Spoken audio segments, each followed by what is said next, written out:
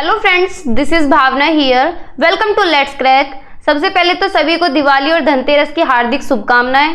ठीक है, तो कैसे हैं आप सब? आई होप आप सब अच्छे होंगे, सबकी तैयारी अच्छे से चल रही होगी।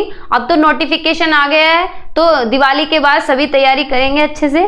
ठीक है, यहाँ भी चैनल पे रोज मैराथन चलेंगी दिवाली के बाद। तो चलते हैं, अब हम कर रहे हैं पेपर एनालिसिस। अब तक के सारे पेपर हम कर चुके हैं। ये पेपर है 23 दिसंबर का। ठीक है, 23 दिसंबर का ये एग्जाम है जो ऑनलाइन मोड में हुआ था। तो क्वेश्चंस को स्टार्ट करते हैं। हम कर रहे हैं CDP. Question number first, the believe that children's behaviour can be modified by reinforcers and punishers is based on the idea that development is primarily influenced by। यह अवधारणा है कि बच्चे के आचरण को प्रबलीकरण और दंडों द्वारा परिवर्तित किया जा सकता है। यानी बच्चे का जो बिहेवियर है, बच्चे का जो आचरण है, उसे पनिशमेंट से पनिश करके, बच्चे की पिटाई करके या उसे नेगेटिव या पॉजिटिव फीडबैक देके उसे बदला जा सकता है। तो ये जो ये विचारधारा है किस पर आधारित है? प्राथमिक रूप से किस पर आधारित है? विकास के केवल आनुवांशिकता से यानी हेरिडिटी से।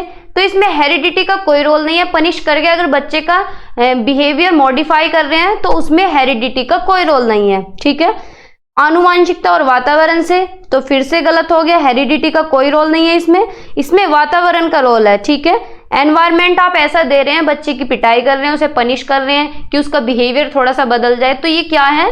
ये वातावरण है, ये एनवायरमेंट है। आप इस तरह का एनवायरमेंट बच्चे को दे रहे हैं। ठीक है, तो ऑप्शन नंबर 3 हमारा यहाँ पे करेक्ट है। Question number 2, a child can throw the ball before holding a pencil and write. Which principle of development this situation illustrate?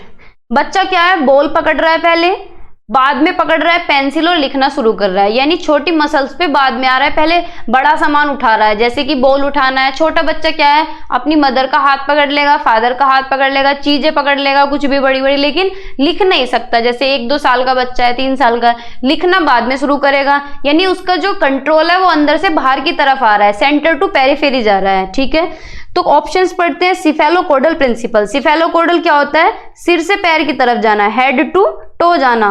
ठीक है, प्रोक्सिमोडिस्टल सेंटर टू पेरिफेरी। ठीक है, ये बात बिल्कुल ठीक है, सेंटर टू पेरिफेरी। बच्चे का जो कंट्रोल है वो सेंटर से आउटवर्ड आ रहा है। ठीक है, सेंटर की तरफ से बाहर की तरफ आ रहा है, यानी प्रोक्सिमोडिस्टल हमारा करेक्ट आंसर है। ठीक है, प्रोक्सिमोडिस्टल में क्या होता है कि बच्चा बड़ी चीजों को तो उठाने शुरू कर देता है, यानी अंदर की तरफ उसका कंट्रोल आ जाता है, फिर उसके बाद बाहर की तरफ आता है। ठीक है, अंदर से बाहर की तरफ। तो ऑप्शन नंबर 2 हमारा यहाँ पे करेक्ट है, अधोगामी सिद्धांत। ठीक है, आगे चलते हैं। Question number 3, motor and cognitive development happens. गत्यात्मक और संज्ञानात्मक विकास डैश होता है? बाल्यावस्था तक, किशोर अवस्था तक, वयस्क अवस्था तक, या संपूर्ण जीवन काल के दौरान। तो ये बात बिल्कुल ठीक है। मोटर डेवलपमेंट के अंदर हमारी ग्रोस मोटर और फाइन मोटर स्किल्स आती हैं।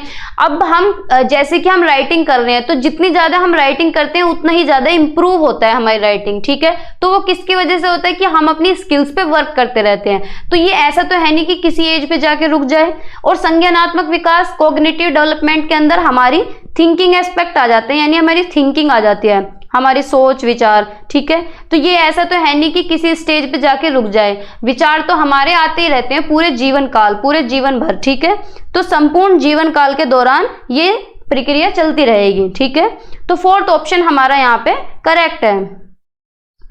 आगे चलते हैं। Question number 4, which of the following is a primary agency of socialisation for children. बच्चों के प्राथमिक सामाजिकरण के लिए निम्न में से कौन सी संस्था जिम्मेदार है? बताइए, बच्चों का सामाजिकरण स्टार्टिंग कहाँ से होती है?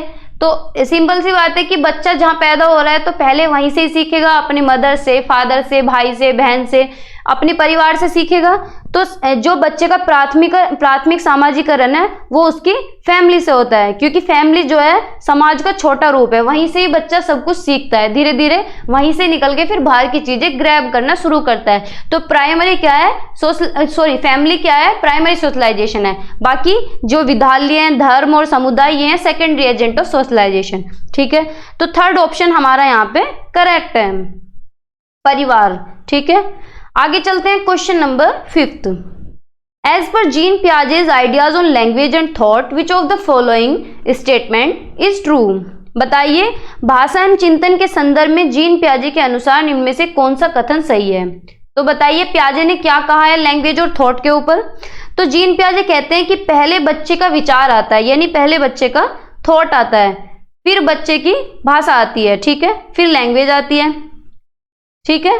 तो कौन से ऑप्शन में दिया गया है, थॉट डिटरमाइंस लैंग्वेज, सही बात है, फर्स्ट ही ऑप्शन हमारा करेक्ट है कि पहले भाषा आती है फिर उसके बाद लैंग्वेज आती है।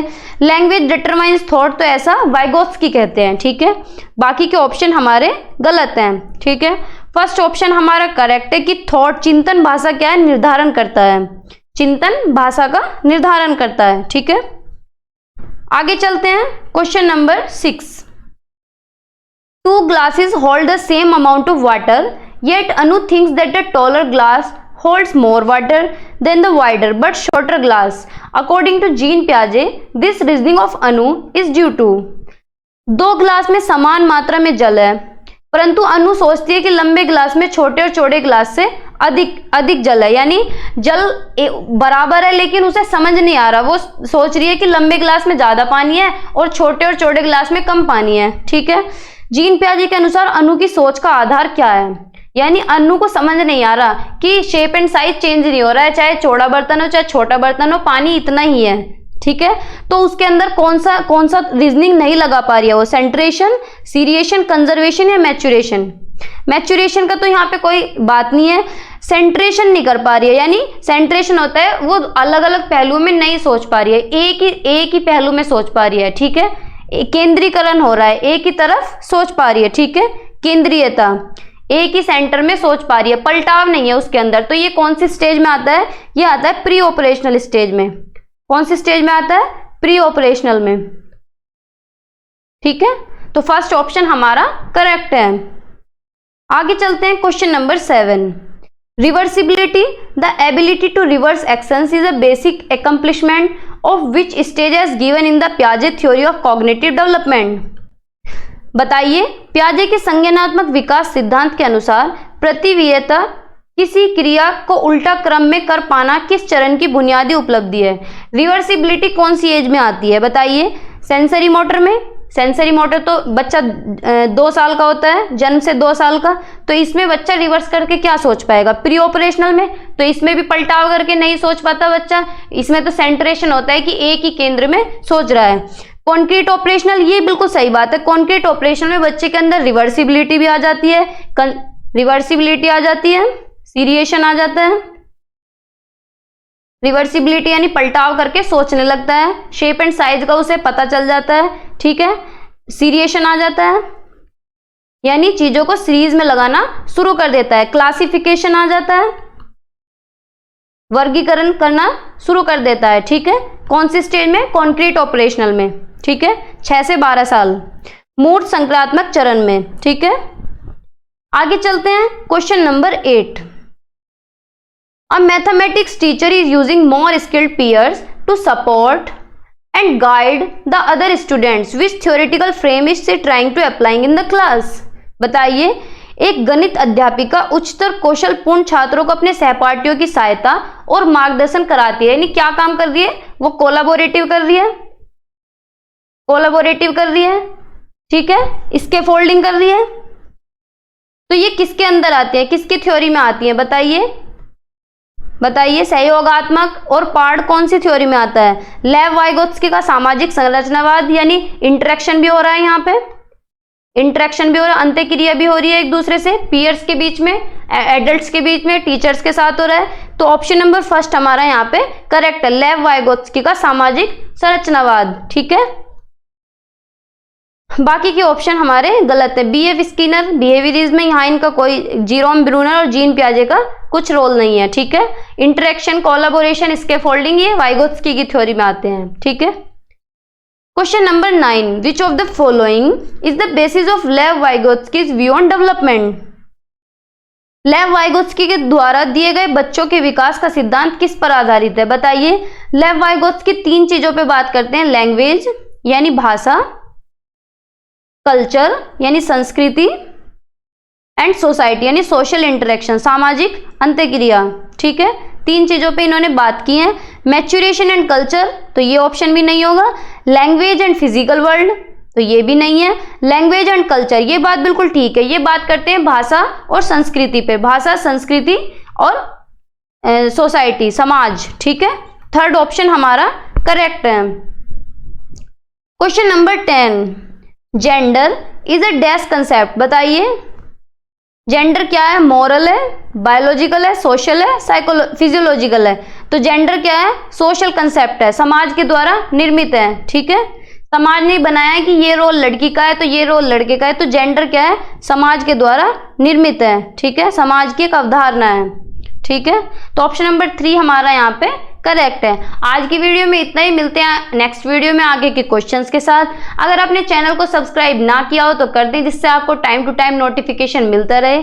Thank you.